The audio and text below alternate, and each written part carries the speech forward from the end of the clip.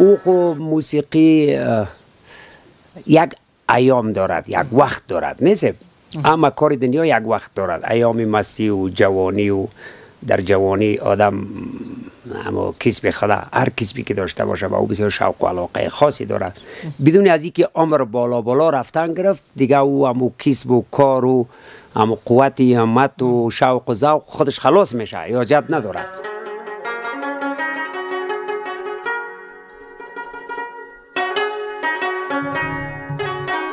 خاطره والا خاطره خو اگرچه خاطرهای ما زیاد است. یکی از خاطرال شما نوجوان شدید. ما یک زمانی از 600 متر هوا امروی طیاره در زمین زدیم.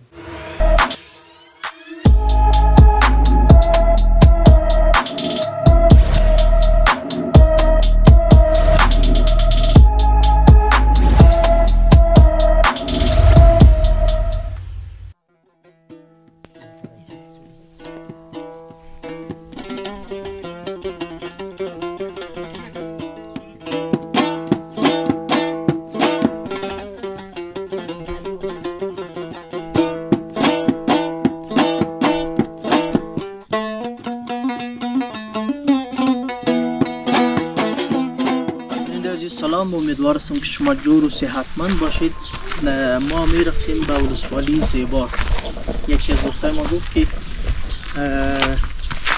در اینجا در ساحه یا در قریه بازگر است یا چی است، ما میشم باز پسان خواهد کردیم که قریه میر مفتون است. می رویم طرف قریه و احوال پرسی پیر مفتون میکنیم که مصروف چی کار می باشه و زندگی روستاییش خوب است و دیگه چی گپاست. همراه صحبت میکنیم. امیدوار هستیم که شما برنامه ما را همراهی کنید و بیننده ما.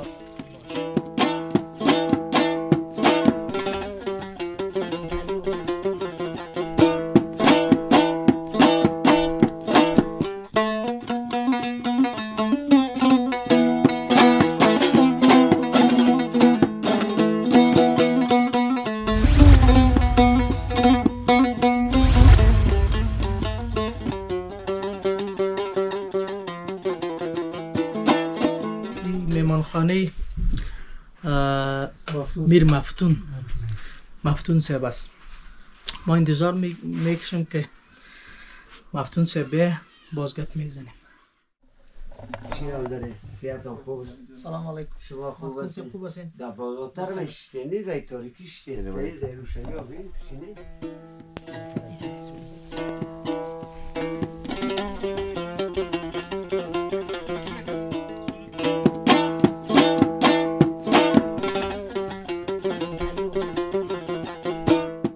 میر مفتون هغه څوک دی چې د هنر او موسیقي برخه کې کلونه کار کړی دی. میر مفتون په 1962 میلادي کال د بدخشان ولایت په اشکاشم ولسوالۍ کې د نړۍ ته سترګې خړولې. دا د همدې ولسوالۍ بازګیر کلی دی چیرته چې میر مفتون اوس مهال اوسیږي او کلیوال ژوند یې ځان ته غوره کړی دی.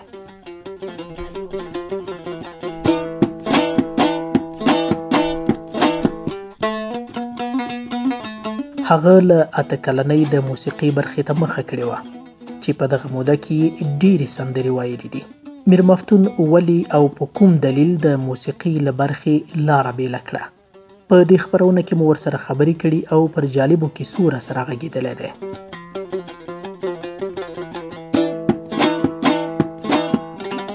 لیدونکو سلامونه، تمه ده چې تاسې به روغ جوړ اوسئ.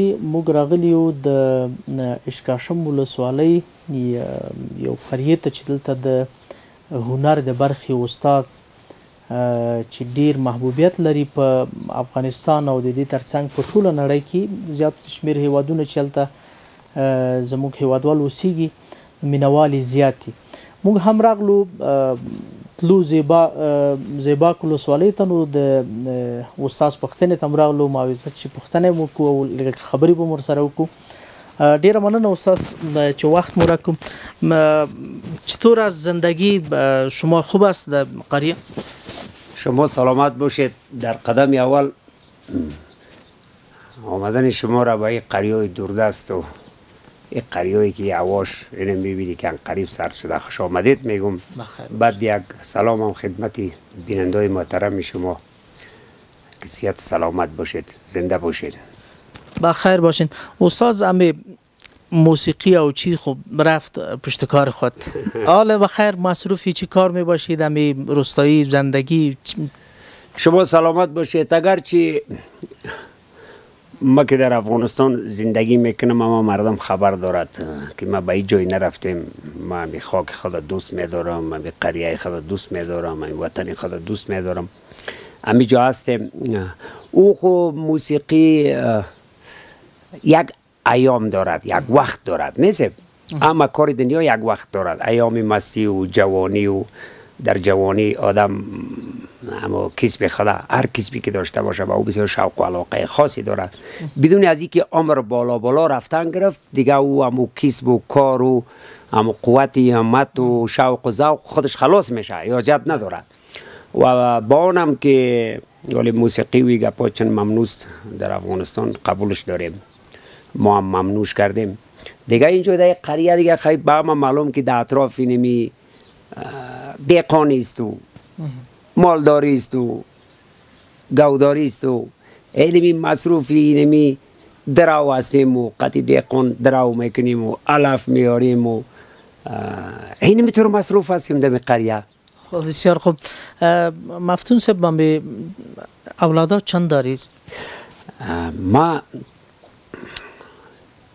تقدیری ما گرچه خودمان خوی را بارا و دوستا گفتیم از طریق همتو برنامه خود می آین همی برادرهایی که چینل های یوتیوبی گپا هم دارن یا خبرنگار هست. همیشه ما گفتم ما خودی ما که هست از همی پدر و بابامون یک تایستیم.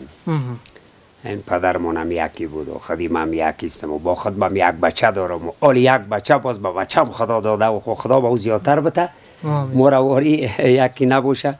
ما شکر 3 تا دخترک دارم، یک بچه دارم دیگه. این قریه ما به نام قریه بازگیر که مربوط ولسوالی اشکاشم میشه در سرحدی بدخشان دیگه از بابا و اجداد همیشه زندگی کرده و خودی ما هم این همیشه که خونی ناف ما ریخت این همیشه هستیم در قریه زندگی میکنیم.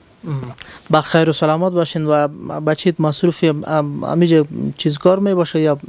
والا عزیزمو یک مورا بیرونم خوب وقت برابر نشد و نو از مکتب برآمد از 12 با یک دسته ما در فیض آباد ما گفتم بیا میشد همین پانتونی برنا نزدیکتر برو که ما همین طاقت دوری ترم ندارم اینجا یکان بار میایی. باز یک کمتم در پانتونی برنا در فیض آباد خوند به خاطری که همین خیش قومش بچه های خاله و تقه و دوست و اندیوال کلش در کابل بودن اونو در کابل میخوندن. ایرم نموندن ای کابل بیا یک دسته 4 روز شده که وام کابل رفته فکر کنم در پانتونی کاتیب است در موجا شامل است دست میخوام.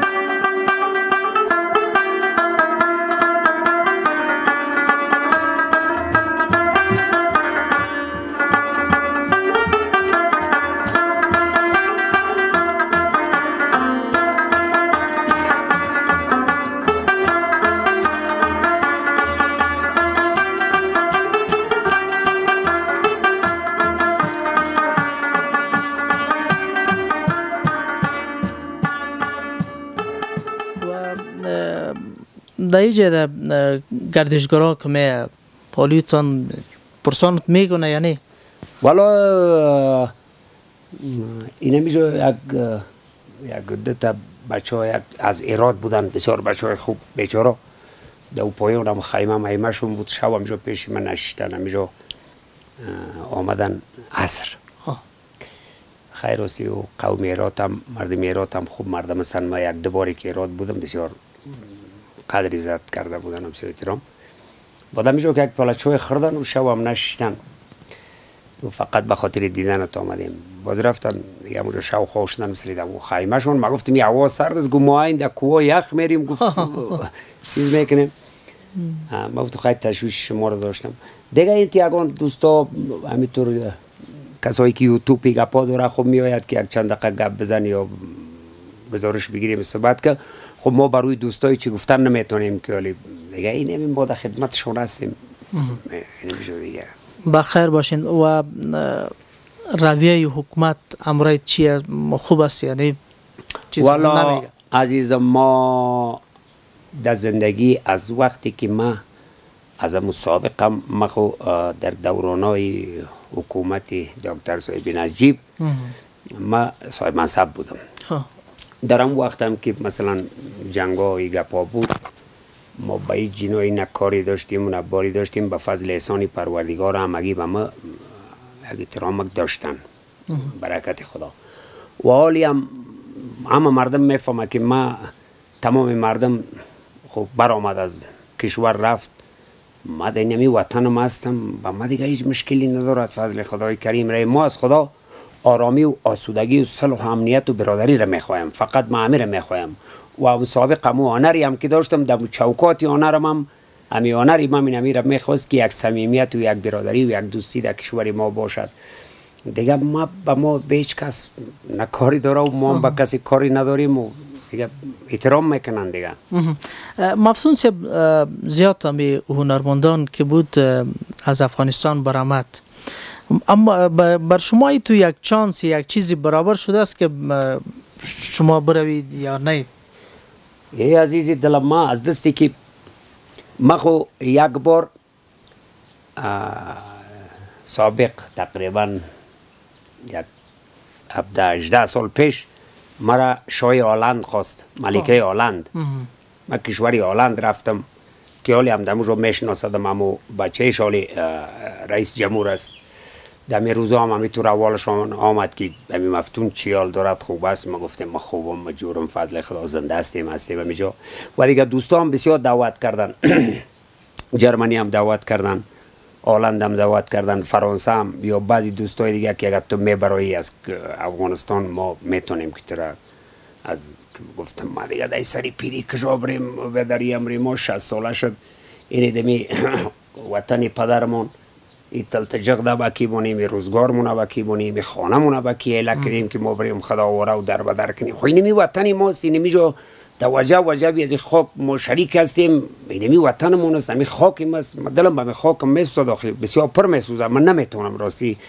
برآمدن اگر دوستا بسیار دعوت کردن ما هستیم اینجا توکل ما بخدا.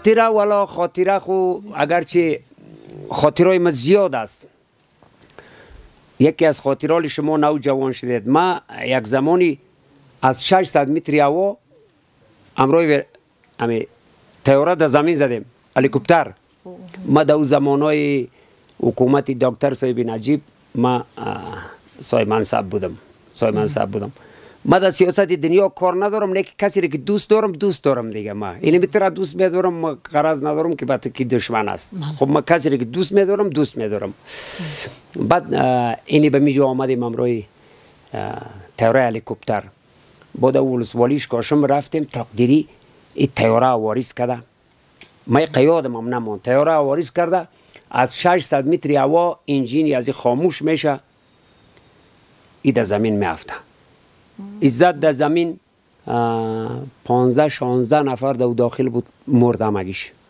پیلوت هم همی تو دگروال اکرم خان پیلوت خدا ببخشدش ما هم از منطقه خودمان بود از خاش بود قماندان کندک هوایی بود ای کشته شد پیلوت های دیگه بود کشته شد دتا سیاسر بود که یکیش آروس هم بود و همشیره همو کشته شد در داخل دیگه ما نیمکالا ما زنده موندیم ولی اوش و گوش نداشتیم و یک ریشتفید بسیار مفلوک که ببینین شما قسمت ببینین یک ریشتفید بسیار مفلوک اما جور تیار قطعی هم تیاقش گفتن از درونی هم تیاره برآمد که همه خارم در پای از این نخرید امی هلیکوپتر ماش یمی منصوبین و عسکر یار آورده بود نی یکی در زمین زد امی صندوق گفتن سری امی بکس الا شدی پیسا رو امی شمال تیاره تید میکنه امی مسافر که درون تیاره میپره و ارخطا امی پیسا چیندن میگیرد از ام پیسا هنوز دیگه هم یک چیزی چیند در جیب کش انداخت بعد ما دیگه بیهوش و بیحال بودیم یک زمانی بال آمدیم وفی جان میگن یادشون بخیر و همشیرای از او داخل تیاره از بین رفتن و این خورد بودی در بالای سرم آمد من چشمای موا کردم گفت که ما و شما در خارق هستیم گفتم کدام خارق؟ گفت خارق تاجیکستان وقت روسا بودن نه اینجا در خارق تاجیکستان سعی کردیم در شفاخونه هستیم ای وفی جان چی کرده؟ گفت ما و شما از تیاره افتیدیم این دست کردیم این سوسه که همین دستم بیجان است بنداج کردگی همین خجندم شکسته بود و در سری ما بیلر روی گپا زده بود و این دعای همین مردم بوده دیگه که این طور یک ازل ما و همین شهرت ما به دوستا و در کشور ما تیت شد دعای همینا بوده مقصد نمردیم دیگه در او وقت زنده ماندیم این خاطر را بینید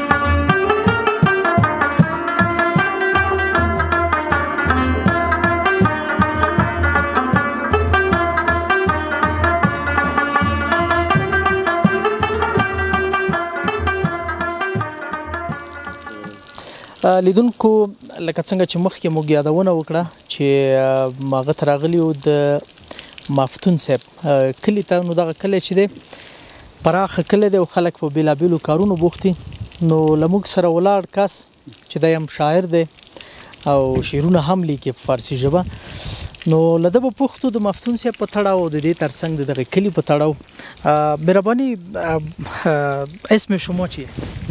اسم ما دولت محمد فرزاد است دیگه از همه شهرستان اشکاشم استان بدخشان هستم یک از جمله دوستان استاد مهری مفتون دیگه در دهکده بازگیر خب بسیار خوب شعر رو نوشته میکنی به مفتون صاحب گاهی یگان بیت و یگان غزل مثل شاعر نیستم ولی شاعر مشرب هستم شاعرها را دوست دارم یا مفتون صاحب تو را شاعر کرده تو بله واقعا مفتون صاحب که هست دوستدار است همه مردم دوستش دارند بخصوص نسل جوان دوستش دارد و ما هم گاهی که اگر یگان بیت یگان غزل میسراییم نمیگم که شاعر هستم شاعر مشرب هستم امی چی بگم سبک موسیقی استاد مهری مفتون و خواننده‌های بسیار خواندنای گاهگاهی حماسی و گاهگاهی عاشقانه و گاه در امو بیتاش وقتی که با دنبورش مینوازد اونم فریادی در گل خفته مظلومین و بیچارگان و یکی از دوردست است یکی مسافر است یکی درد دارد یکی عاشق است یکی درد وطن است باز کسای بیت می سرایند به اصطلاح بازی میاد از انجره خودش را فریاد میزند به اون اساس باز ما هم واداشت که گاهی یگان بیتای عاشقانه حماسی بسیار خوب سرای مزی که باز خوشش میاد باز گاهی وارا میخواند زنده باشه نمی قریه چی نام داره و قریه دهکده به نام بازگیر است نام از قریه بازگیر است گویا در گذشته های دور اصلا بازگیران است بازدهیجا ما یک پرنده به نام باز است باز می آمد از مناطق دیگر در اینجا از همون پرنده ها می گرفت هستند با اساس نامیازی را بازگیر می گویند و بازگیران خب بسیار خوب مردم میزیج باز دمی مریضی اگر پیدا شود میره و با ولسوالی اشکاشم دیگه بله در گذشته های دورتر اینجا امکانات کلینیک و مسائل بهداشتی هم کمتر بود بیمارستان هم نبود یک درجه مشکل بود مردم با مشکلات های کلان دچار میشدن حالا خوشبختانه در فاصله 15 کیلومتری شهرستان اشکاشم قرار دارد سرک شما میبینید که پخته هست باز میروند مردم مترکای لینی است در قریه تاکسی باز میروند مریضشان در اونجا درمان میکنن، پس در اینجا میان و باز دفتر بنیاد انکشافی آقاخان در اینجا پوسته های سی در سطح هر قریه دارد. باز یک زن و یک مرد آموزش داده است. اونا هم باز هم گپای بسیار زیاد سطحی را اونا میتونن که در اینجا علاج بکنن و بیشتر در بیمارستان شهرستان اشکاشون و بعد اگر علاجشان اونجا نباشه در بیمارستان مرکزی استان بدخشان طبابت میشوند.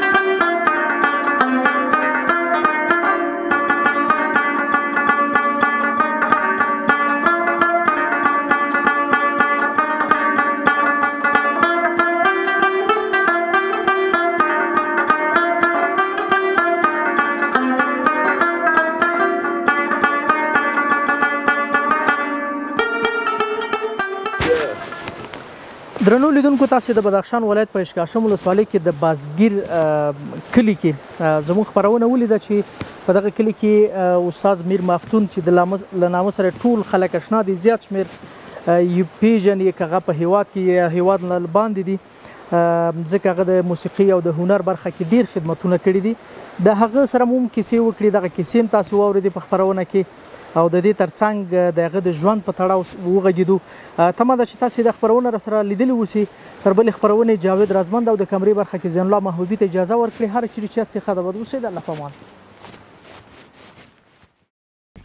پژواک خبری اژانس د پیښو ریښتینې هنداره